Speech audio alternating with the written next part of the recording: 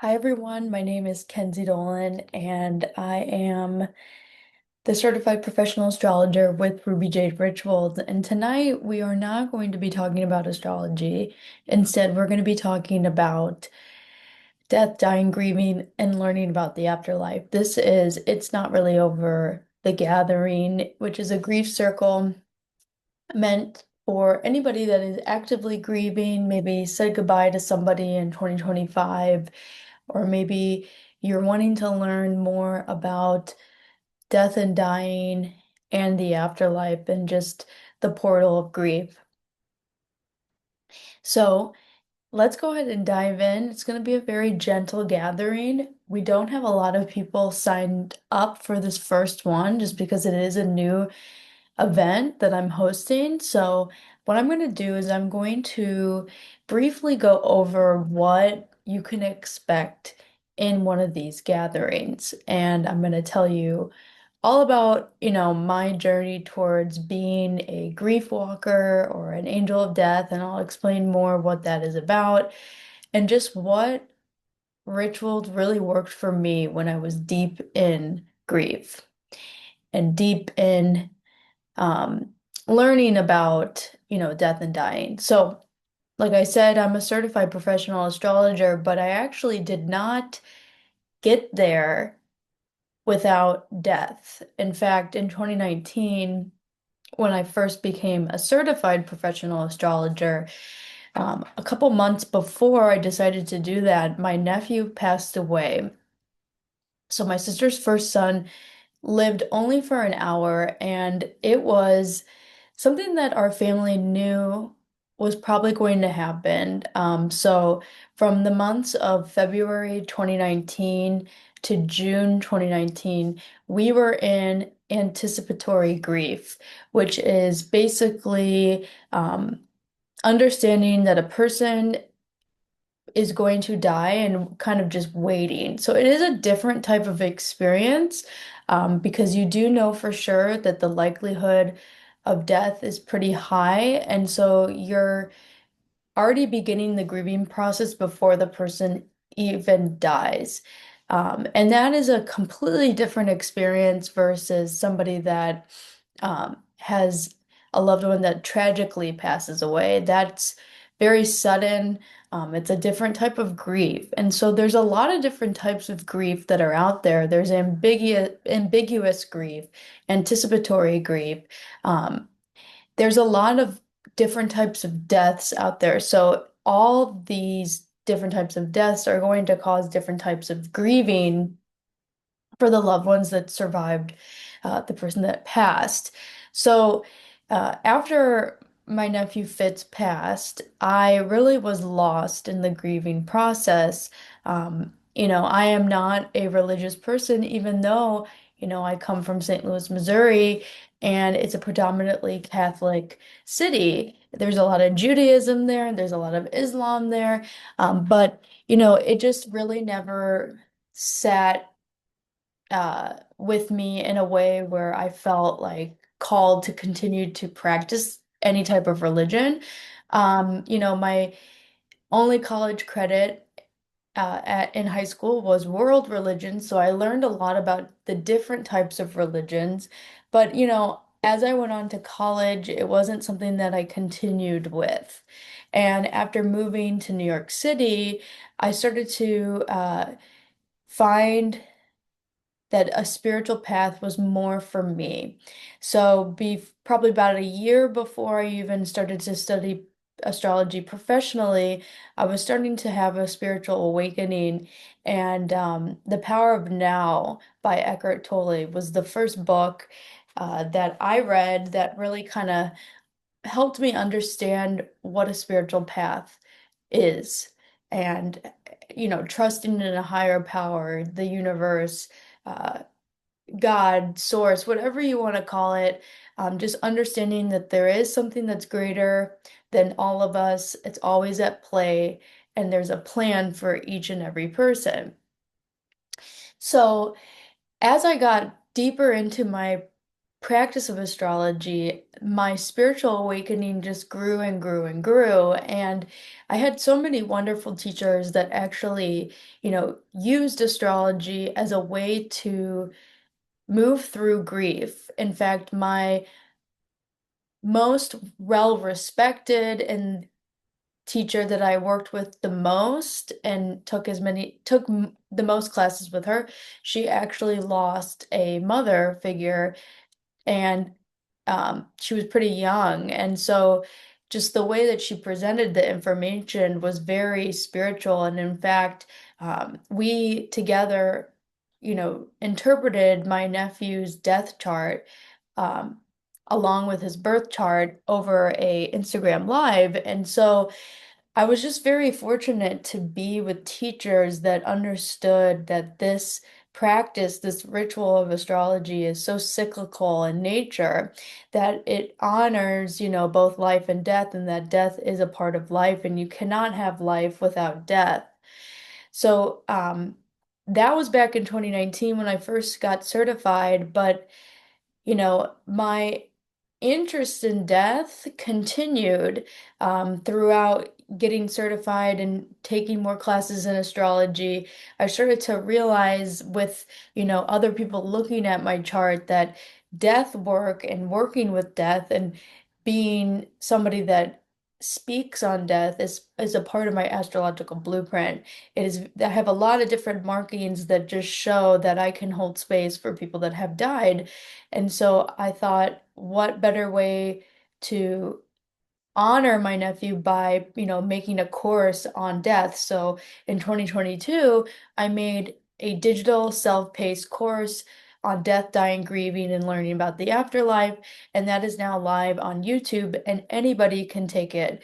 It is free and it allows you to move through the 10 different modules at your own pace, which is so important, especially when you are grieving, because in the beginning, there are a lot of days where you just can't even brush your teeth, especially if it's a loss that is very big.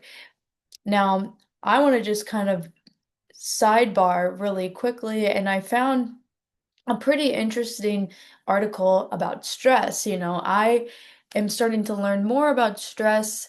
I am newly divorced, about 6 months divorced, and so I'm very fascinated about what stress does to the body.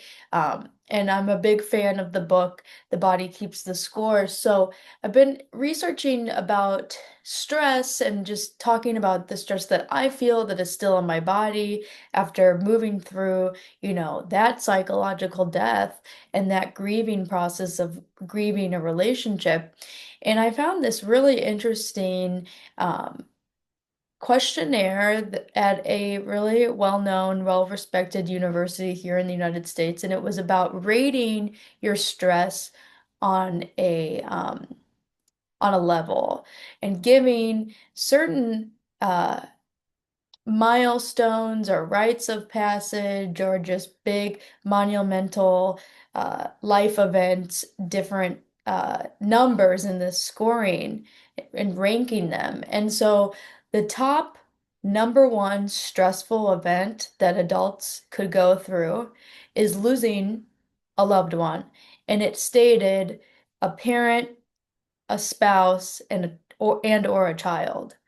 And really, it really stressed, um, pun intended, it really did stress that losing a spouse, life partner, and or losing a child is very stressful because not many people experience being a widow. Not many people experience, losing a child. Losing a parent is a little bit more of a common experience that adults do have to move through. It's still highly stressful because depending on what age you are when you lose your parent. But that was so fascinating to me because we live in a society today where we're supposed to move on after somebody has passed. And I say moved on because in my course, it's not really over. I stress that it's important to never move on, but to move forward. And that is a big difference in the grieving process. Moving forward allows you to continue to talk about the person who's passed, bring them into your everyday if you need to, not being shy to talk about, missing them or what was it like the last couple days of their lives, things like that. We live in a society today that wants us to push down those feelings, and that is not healthy. That is actually very unsafe when you're in the middle of the grieving process.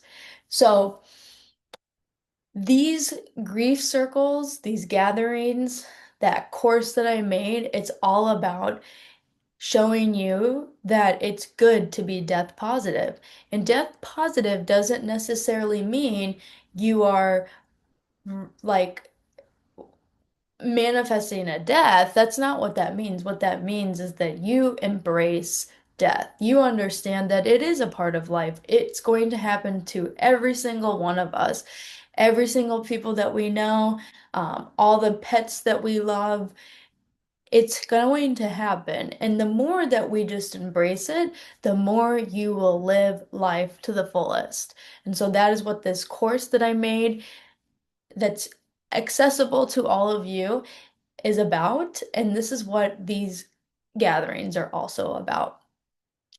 So, let's just look at what I prepared for you all, but I think I'm on topic for the most part. Um,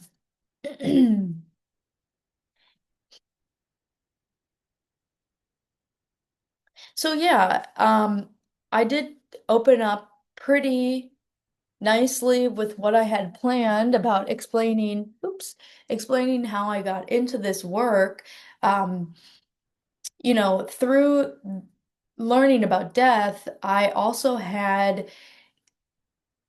some people that were a part of my life that are in my ancestry that also were very fascinated about the afterlife. And that was my grandpa Jack, which is my mom's dad, so my maternal grandfather. And he passed away after my grandmother Beverly passed away. And so when she was getting sick, he was really getting into his spiritual awakening, and maybe he had it, years prior, but he was really eager to talk about what he had been learning. And so one of the authors that he really enjoyed learning from was, a Kansas City native, which is where him and my grandmother Beverly were from, along with my mother, Sylvia Brown. So Sylvia Brown has this idea that we all chart our lives and that we actually, pick the time, place, the event when we die, and we actually have about five different exit points in our lives. And so those books were very important for my grandfather when he was losing his wife, his spouse, watching her path like transition and everything. And later on, I actually was able to read those books and see the markings, the dog tagging, like all the different things that he found interesting. And that was very helpful for me when Fitz did pass away. Um, and the charting of the death really honestly links up pretty nicely with evolutionary astrology, which is all about, the north and the south nodes, and kind of like being a co-creator with source, understanding, what are we coming into this lifetime to do. So those type of ideas were not too far away from what was already studied with astrology. So it started to pair up very nicely, and it just started to make sense that me talking about death was a part of Ruby Jade Rituals, which has a mission to be there for people during every rite of passage, whether it's an up or a down. And the portal of grief is obviously no different. And so, as I've been an astrologer since 2019 and have hosted a wide variety of events and panels, I've understood that it's important for people to talk about their loved ones that have passed, even if it was not recent. Maybe, it happened 7 years ago, like Fitz, but it's important to keep the dead alive. And so, I started to notice that, it's just been a part of pretty much anything that I have put together, acknowledging that, life is rooted in death. And so in 2025, um, I knew about 10 different people that lost their lives. And it was a lot of death. It was death after death after death after death. And it was a lot of different types of people, several elderly people that had very full lives. Um, and really, at the end of the day, it was probably for the best that they no longer lived just because their quality of life was starting to come to a point where it was uncomfortable for some of these people. Obviously, it was not good to see them die, but you never want to see people suffer. And so just with old age, it kind of was their time to go. And then I knew some other people that were young. And that was obviously not planned for. Um, so a couple different anticipatory grief experiences that were going on, some tragic deaths that happened. And then in 2025, I also became a hospice volunteer. And so I was actively sitting with somebody that was dying. And it was an interesting experience because, the only other experience that I have had um, are with my grandparents, obviously. And, one of them specifically when she passed, she was in another state. So the only way that I could be there for her while she was dying was just phone calls. And then same with same with my grandfather, who I talked about with the books. He passed away in another state. And then, my grandmother, who was his wife, she passed away on my birthday, and I was pretty young. I was 11 when she died.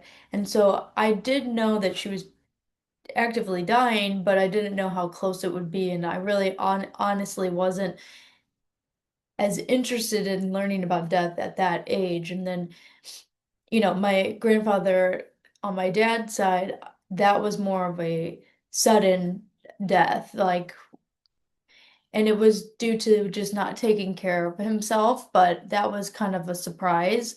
But outside of them, the only other being that I've been with is some pets. So some cats, but more specifically, my 15 and a half year old dog. I was able to hold his body actually when he fully transitioned, and being in that experience was very powerful because I could feel um, his soul spirit actually leave his body when they had to put him down because he was in an extreme level of pain.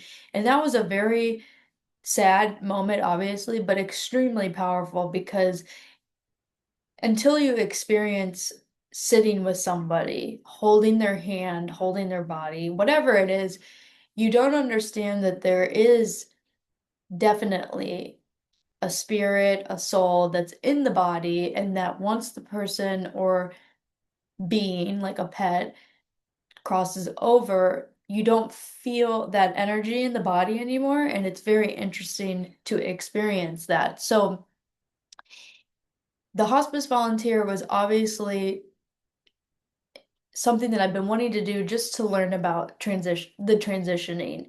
What do people do? What do people want to talk about? Um, how are they looking? Do they bring up anything related to their life at the end of their life? those were some of the main reasons why I wanted to do hospice volunteering, but also to be there for the person that is actively passing and to be a friend. And so the book, Tuesdays with Maury, really inspired me to go ahead and finally do that because I think it's very, I think when a person knows that they're going to die and they're waiting for their death, and let's say that they're a little bit older, it's hard for them to admit that they want people around, I feel like. And it's really nice for an outside person to come in to be a assistance to the family, to kind of be their last friend, because that's what hospice volunteers are taught is that you are going to be this person's last friend. And it's been a very rewarding experience, and I'm very happy that I'm doing it for a wide variety of reasons, but to be there for people and to comfort them as they, approach the end of their life, it's an honor.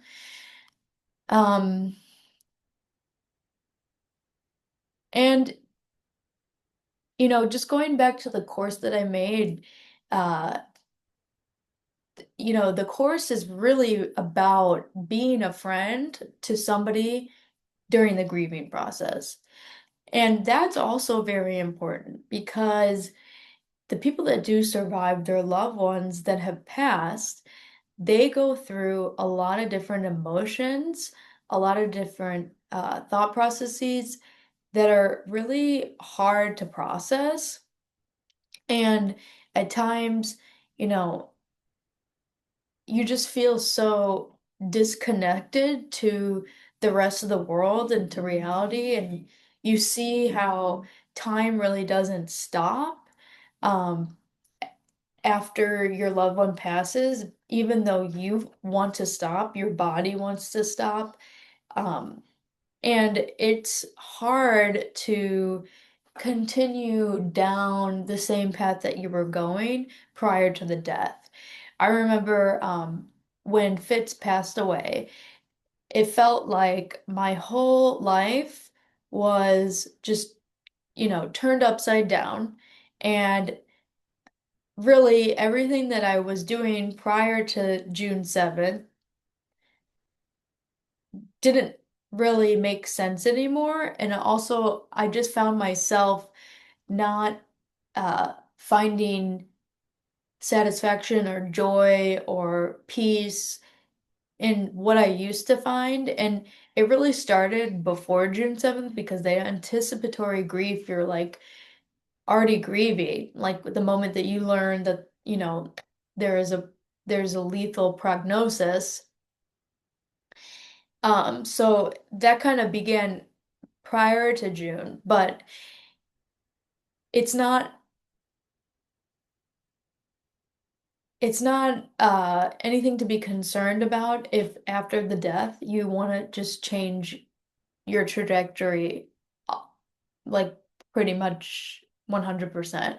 It's pretty common. It happens a lot, and it's important to actually explore those curiosities after a death, to take the time to grieve, to take the time to really, sit with your emotions and move through them and allow them to come up. But then if there's curiosities after you've moved through those emotions, to look at those curiosities, to go down those paths, because nine times out of out of 10, it's not a coincidence, and you're actually being spiritually guided to those paths.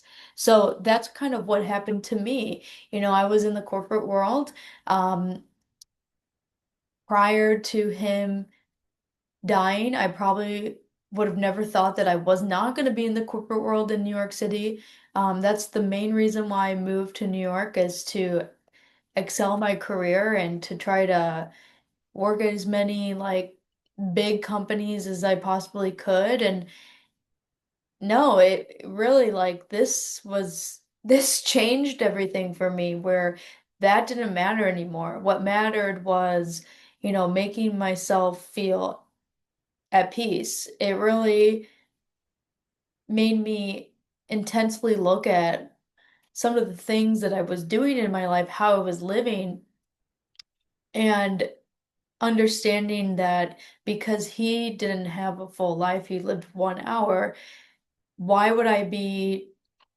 trying to run myself into the ground basically just to keep a job?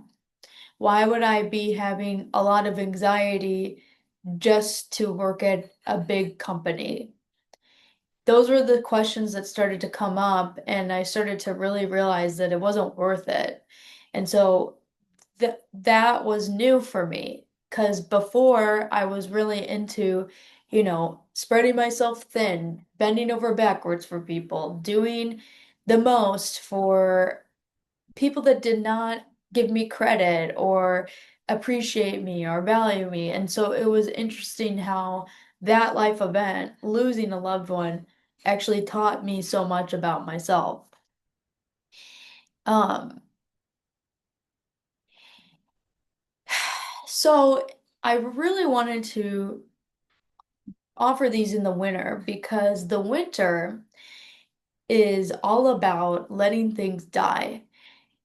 In the fall, in the northern hemisphere, or in the southern hemisphere, when it's fall, that is a time when we let things fall to the wayside. When we let the leaves, fall off the trees. But in the winter is really when we let things die, fully die. And that is why I thought that this would be a great time for a grief circle because it's more of a quiet time, it's more of an insular time. You can kind of think of it as like the hermit card in tarot, but it's a time to really reflect. And I think that what better season to talk about stuff like this, to bring these people into our space.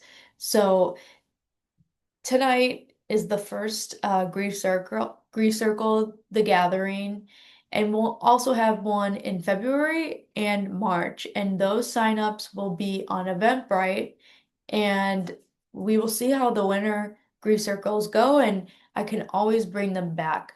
But it's really an opportunity for you to come and to talk freely about what is going on for you in the grieving process. Where are you in the grieving process?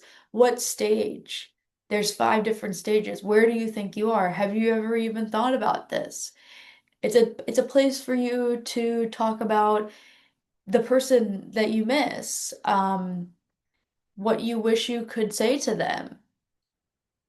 There's literally a very powerful thing to get together with people that are moving through the same thing as you. Because grief actually is a collective experience, and we see it and experience it every single day.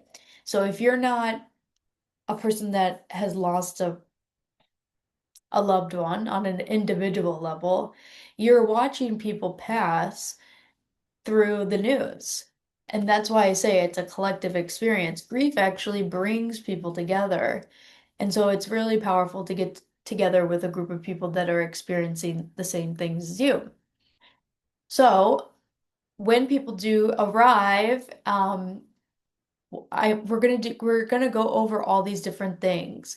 I'm going to share with you different rituals that you can use with wherever you're at. So for people that are, in the beginning stages of grief, the rituals I would recommend are just being very gentle with yourself, carving out time to listening to um, soothing music, Reiki infused music, because that in itself is so simple, but it can really, really help. In fact, I'm feeling a little under the weather, and before this gathering, I sat with myself and I listened to Reiki infused music to heal emotionally and physically. And I'm going to be honest with you, I feel a lot better prior to doing that. So that's an example of how moving through grief can be very simple. Um, we can also talk about things related to work? How do you confront explaining to your coworkers that you need to take a bereavement day even though the death of the person has passed? That's normal, and those are hard conversations. And a lot of people push through those feelings and they think that it's better to just keep going and not, acknowledging that you maybe need to have a personal day or want to take a bereavement day that you never took when the services, happened. Those are all valid things, and it's important to, be with people that have, gone through similar things. Those are conversations that I had to have back in 2019, and when there was days where it was a month after he had passed, my nephew, and I was waking up, getting ready for work and having a panic attack and felt like I could not go in, and taking a bereavement day like a month after. There's other conversations that sometimes happen in these big corporations where they're only allotting bereavement days for people that are, very close to you in the family tree. So, they might be a little bit more judgmental if you're taking a bereavement day for your nephew versus, your parent, which is silly and actually quite ridiculous. But those are conversations that I also had to have. And I would be more than willing to help you, come up with some ways to navigate those. And, through just my spiritual awakening, I have found rituals that really, really work for me. I mentioned that I have gone through a divorce, I have lost a nephew. Going back to that stress test, the two most stressful things that an adult can go through is, like I said, losing a spouse or a child, or so I'm not the parent of my nephew, but just watching my sister lose her child, and that's my nephew. I don't have kids of my own. That was very stressful. And then the second leading event that the second most stressful event an adult can go through is divorce. So because of all these stressful events that I've had to experience and I've experienced with my nuclear family, I've had to really be on the lookout with what modalities of healing work for me.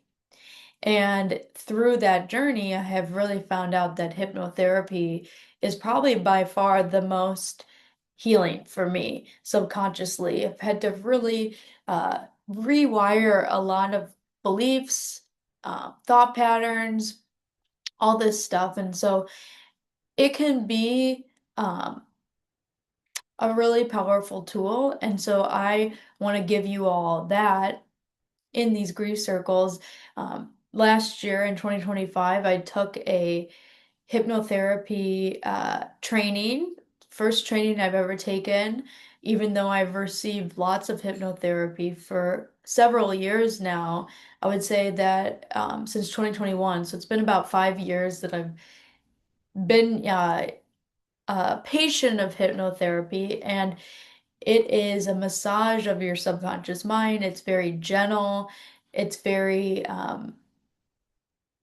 I think, could be very, it could have been very useful for me when I was experiencing uh, the the waves of grief after Fitz passed away. I didn't know about hypnotherapy at that time. The only things that were woo woo or out there that I was dipping my toe in, just dipping my toe in, was Reiki, um, or body work like rolfing.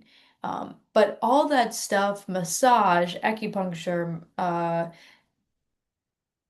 chiropractic services, rolfing, it is also very good to consider in tandem with, talk therapy, grief circles, support, um, through friends or through mentors or people that have experienced, losing a loved one. plus hypnotherapy. It's really important to do both because if you've experienced a traumatic death, you might not be able to talk about it and go to a support group and share. You might be an active listener, but it is important to still work on the body to release what you're holding on to. And hypnotherapy is also a very incredible tool where you can just receive, you don't have to talk. So, that is what I have planned for these grief circles. I really think it is powerful work and it is going to change with whoever does come to these meetings and these meetups. And so it's really the gathering is your oyster. We can make it whatever you want it to be, but that is kind of the agenda that I'm thinking of. And so I invite anybody that's listening to these next gatherings, I was going to say both of them. Um, one is going to be on February 12th, the other one's on March 12th. And, if you can't make the grief circle, I really encourage you to go on my YouTube, Ruby Jade Rituals, and to look for the playlist, It's Not Really Over. That is the course. And in that course, it's really going to be helpful for you if you don't feel like you can get into a group of people quite yet. I understand that. But you do need support because that course is going to take you through the different phases of grief. It's going to take you through the different rituals that I use to alleviate my grief. It's going to teach you about, death planning and teach you about the afterlife and the books that you could possibly read. Um, so there's a lot of wonderful things that are in those modules of that course. And then on top of it, I have a couple panels. And so the panels are with other people that, are death positive, have had people that have passed away that they were close with, and they share these stories, whether they're professionals in the death work community or they, you know, have had spiritual encounters with people on the other side. Those panels are very marvelous. They're very eye-opening. They make you think and realize that it is not really over. It's not really over. So, a lot of great uh, things for people that are moving through the grieving process. Um, I would like to do more events with death, and was lucky enough to have one really successful event with death called Dance for the Departed. Dancing is a great way to kind of forget about what truly happened and just lose yourself in the music and on the dance floor. And it's somatic-based therapy. So once again, you're moving stuff out of the body. But, if I can't do that anytime soon, please come to one of these grief circles and we can really be there for each other and talk about, this mysterious thing that we call death. Thank you again for being curious, learning about this, and I look forward to meeting some of you in It's Not Really Over, the gathering.